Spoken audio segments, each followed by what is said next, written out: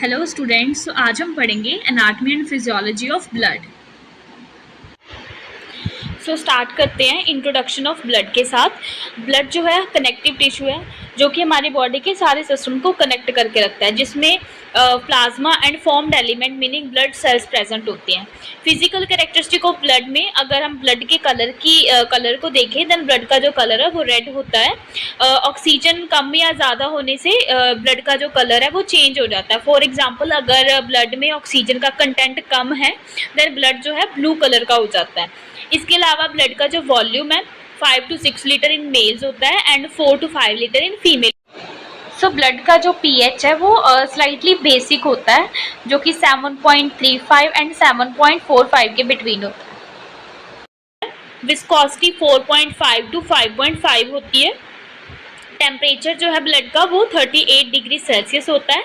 0.9% sodium chloride जो है इसमें पाया जाता है। तो इस फ्लो चार्ट की हेल्प से हम देखते हैं ब्लड में क्या क्या होता है। तो ब्लड में प्लाज्मा होता है। प्लाज्मा में further amino acid, nitrogenous waste, nutrients, electrolytes, protein, gases होती हैं। प्रोटीन्स जो हैं इनमें एल्ब्यूमिन, फिब्रिनोजन एंड ग्लोबुलिन जो क्या करती है हमारे ब्लड में ऑन्कोटिक प्रेशर को मेंटेन करके रखती हैं, रेगुलेट करती हैं। इसके अलावा जो सेल्स हैं ब्लड में वो है leucocyte meaning WBC, platelet, thrombocyte and erythrocyte RBC।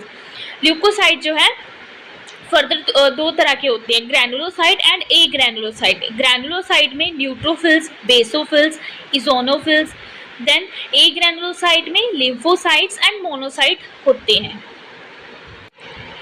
Functions of blood. Blood का हमारी बॉडी में क्या काम है, ये मेनली दो काम करता है, ट्रांसपोर्टेशन एंड रेगुलेशन। ट्रांसपोर्टेशन करता है ऑक्सीजन एंड कार्बन डाइऑक्साइड की, या फिर एसेंशियल जो भी न्यूट्रिएंट्स हैं सेल में ट्रांसपोर्ट करता है, जैसे ग्लूकोज हो गया, लिपिड्स हो गए, अमाइनो एसिड्स हो गए। इसके अलावा हार्मोन्स का भी ट्रांसपोर्टेशन ब्लड ही करता है।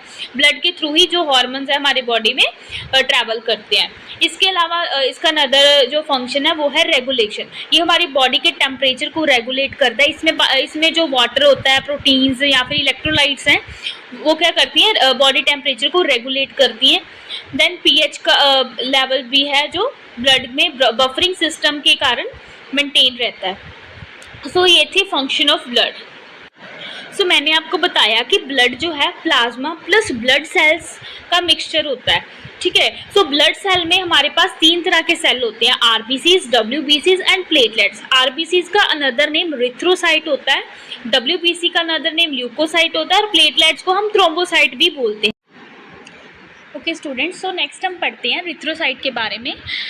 एक जो मैच्योर रिथ्रोसाइट है उसके पास न्यूक्लियस, राइबोसोम एंड माइटोकॉन्ड्रिया नहीं प्रेजेंट होते, जिसकी वजह से वे फर्दर डिवाइड नहीं कर पाते और नए नए जो RBCs हैं उनकी ज़रूरत पड़ती है, नए सेल बनते हैं। सेकंड में इसके शेप के बारे में बताया गया कि इसकी जो शेप है वो बाइकनकेव होती है। बाइकनकेव जो शेप केविटी है सेल की वो इंक्रीज़ करती है सरफेस एरिया ऑफ RBCs, जिसकी वजह से जो गैस एक्सचेंज है वो अच्छे से हो पाता है। नेक्स्ट पॉइंट क्या है कि इसका जो प्राइमरी कंपोनेंट है वो हीमोग्लोबिन है, जिसकी वजह से इसका जो कलर है वो रेड रहता है।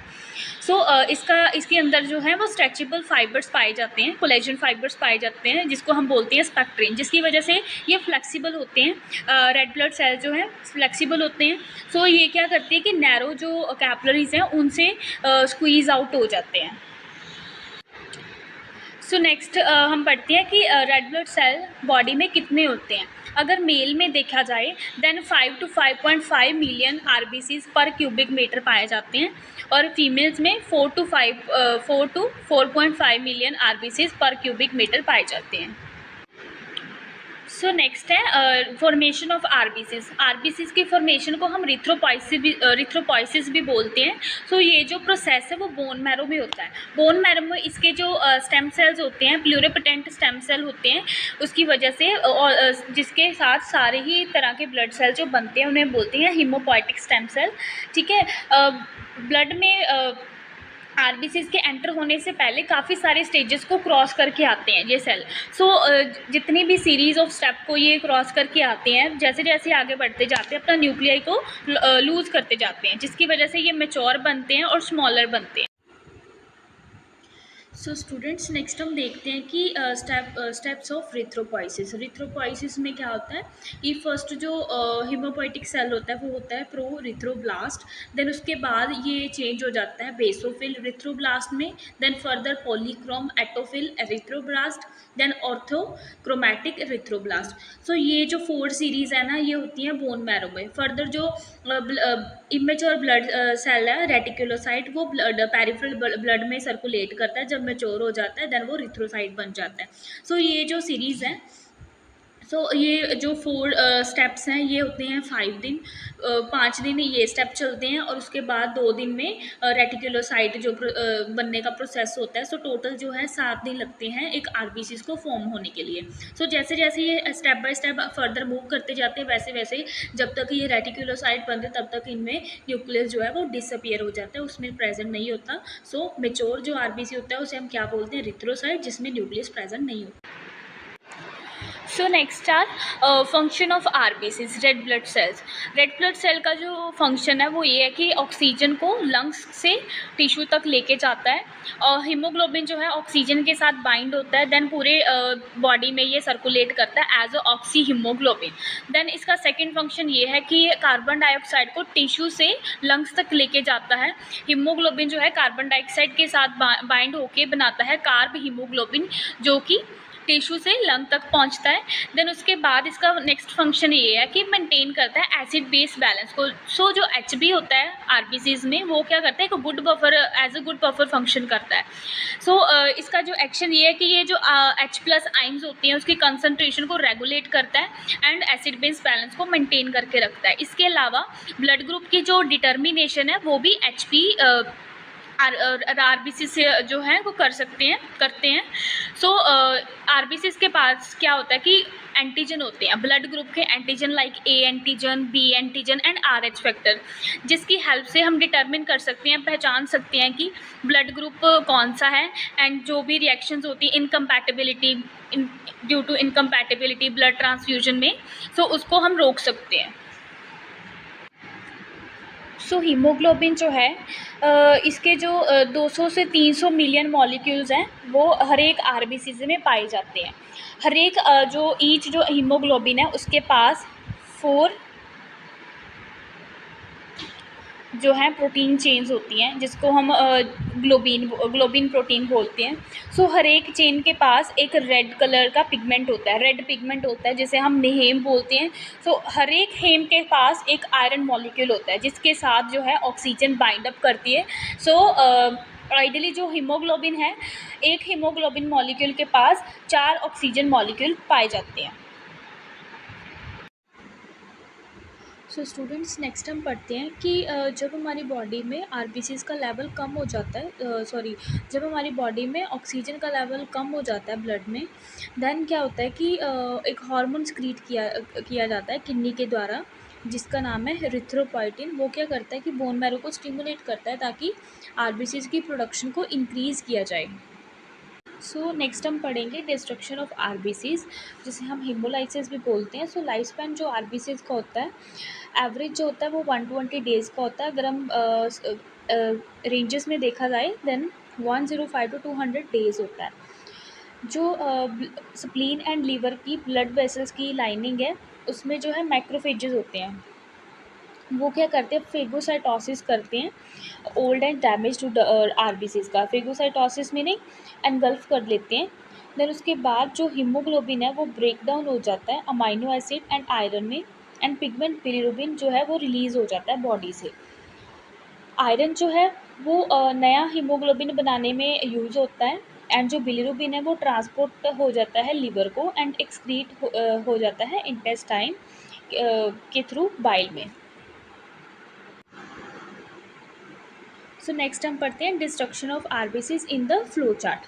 सो जब आरबीसीज की डिस्ट्रक्शन होती है हीमोग्लोबिन रिलीज़ हो जाता है। सो हीमोग्लोबिन जब रिलीज़ हो जाता है then iron, globin and bilirubin जो है वो बनते हैं, उसमें से निकलते हैं। सो आयरन जो है वो एपिफेरेटिन के साथ मिलके फेरेटिन की फॉर्म में स्टोर हो जाता है एंड रीयूज़ हो जाता है नया हीमोग्लोबिन बनाने में। इसके अलावा जो ग्लोबिन है वो एक प्रोटीन है, वो भी क्या है, स्टोर हो जाती है और रीयूज़ हो जाती है in the form of globin. Then उसके बाद जो बिलीरुबिन है वो एक्सक्रीट आउट हो जाता है in the bile. So students, अभी तक हमने फॉर्म्ड एलिमेंट की फर्स्ट टाइप जो है पढ़ी है, वो है आरबीसीज, जिसे हम रेड ब्लड सेल बोलते हैं। सो नेक्स्ट आते हैं डब्ल्यूबीसीज, जो कि होते हैं वाइट ब्लड सेल्स। इन्हें हम ल्यूकोसाइट्स भी बोलते हैं। तो अबंडेंट जो सेल है वो आरबीसीज हैं, बट लार्जर जो है वो ल्यूकोसाइट्स हैं। इसके अलावा जो इसकी जो 5 टाइप्स हैं वो 2 पार्ट्स में डिवाइडेड हैं, ग्रैनुलोसाइट एंड ए ग्रैनुलोसाइट। सो जो ग्रैनुलोसाइट होते हैं उनके पास क्या होता है कि साइटोप्लाज्म में ग्रैन्यूल्स प्रेजेंट होते हैं। सो इसमें जो फर्दर 3 टाइप्स होती हैं, neutrophils, इस्नोफिल्स and basophils. So A granulocyte ऐसी टाइप है जिसके पास साइटोप्लाज्म में ग्रैन्यूल्स प्रेजेंट नहीं होते। सो इसमें जो टाइप्स हैं लिम्फोसाइट एंड मोनोसाइट्स होती हैं। सो स्टूडेंट्स, नेक्स्ट हम 1 बाय 1 इनके टाइप्स के बारे में पढ़ेंगे। सो जो न्यूट्रोफिल्स होती हैं वो 65% होती हैं टोटल डब्ल्यूबीसी काउंट में। सो इसके न्यूट्रोफिल्स में क्या होता है कि जो न्यूक्लियस होता है वो मल्टी लोब्ड होता है। अगर इसके जो साइटोप्लाज्म में ग्रैन्यूल्स प्रेजेंट होते हैं उनका जो कलर होता है लाइट पर्पल होता है। इसका जो फंक्शन है वो सेल डिफेंस है, ठीक है, बाय फेगोसाइटोसिस मतलब माइक्रो ऑर्गेनिज्म को ये एनगल्फ कर लेते हैं न्यूट्रोफिल्स। इसका जो लाइफ स्पैन है वो कुछ घंटों से 3 दिन का होता है। So next is इज़नोफिल्स। इज़नोफिल्स ऐसे डब्ल्यूबीसीज हैं, ठीक है, जिसमें जो है न्यूक्लियस जो है वो 2 लोब्ड है। पीछे वाला जो हमने पढ़ा था उसमें क्या था, मल्टी लोब था, इसमें 2 लोब प्रेजेंट है जैसे कि इस डायग्राम में दिखाए गए हैं। इसमें जो ग्रैन्यूल्स हैं उनका जो स्टेन है वो लार्ज ऑरेंज रेड कलर का होता है और वो होते भी लार्ज हैं। और इसका जो फंक्शन है वो ये है कि ये एलर्जिक रिएक्शंस जो हैं उनमें इन्वॉल्व होता है, ठीक है, एज अ सेलुलर डिफेंस जो है वो शो करता है अगेंस्ट द पैरासाइट्स। तो इसका जो लाइफ स्पैन है वो है 10 to 12 डेज़ का। So next is basophils. Basophils क्या होते हैं, इनका जो न्यूक्लियस होता है वो भी क्या 2 लोब्ड मीनिंग बाइलोब्ड होता है। सो इसमें जो ग्रैन्यूल्स हैं वो लार्ज होते हैं और पर्पल कलर के होते हैं। ये सबसे कम पाए जाने वाले डब्ल्यूबीसीज होती हैं बेसोफिल्स। इनका जो फंक्शन है वो हैपरिन एंड हिस्टामिन सिक्रीट करना होता है, ठीक है, जो कि एंटी एलर्जिक होते हैं। इसके बाद इसका जो लाइफ स्पैन है वो कुछ घंटों से 3 दिन तक का होता है। सो नेक्स्ट आ जाती हैं ए ग्रैनुलोसाइट में लिम्फोसाइट्स। जो लिम्फोसाइट्स होते हैं वो स्मॉलेस्ट डब्ल्यूबीसी होते हैं, जो 25% जो है डब्ल्यूबीसी के काउंट में पाए जाते हैं। इनमें जो न्यूक्लियस होता है वो लार्ज स्फेरिकल होता है। उसका जो कलर है साइटोप्लाज्म का वो पेल ब्लू होता है।